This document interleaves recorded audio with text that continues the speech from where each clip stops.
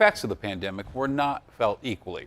Mothers are 3 times more likely than fathers to have lost jobs. This is according to a study from the Pew Research Center. And in Colorado, it's harder for moms to get back on their feet once they're forced onto unemployment.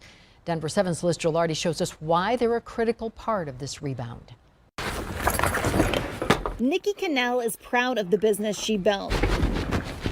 She's a massage therapist specializing in elder care and prenatal massage. I love my job, absolutely. I love helping people. And she loves being a mom to 7-year-old Lola and 10-year-old Jade. We had to have drive-by birthdays. She planned drive-by birthdays and taught her kids at home, all while trying to support her family. Their school decided to go online only until mid-February of this year, and they only go for 3 hours in the afternoon. So it was impossible for me to be able to work, absolutely impossible. She watched the practice she built over the past decade vanish in a matter of days during the beginning of the COVID-19 pandemic. I was a single mom and couldn't work really a whole bunch until fall of 2019 when my daughter entered kindergarten full-time. I was so excited. I was like, yes, I get to work.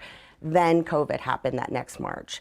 And they were home all the time. Study after study shows working moms have been disproportionately impacted over the past year, with job losses hitting women hard in fields like food service, retail, and hospitality.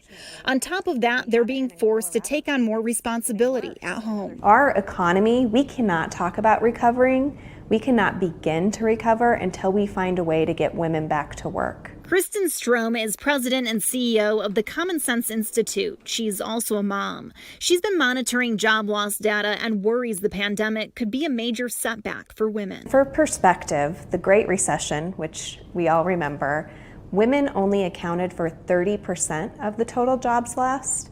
What we're seeing today is that in this recession, women account for over 55% of the jobs lost. There's been a difference in experience. Nikki says some of her clients are coming back, but she has to rebuild her business.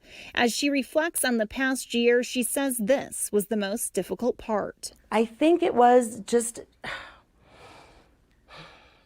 trying to not let my children see how much this had impacted me and how scared and stressed that I was. Liz Gilardi, Denver 7.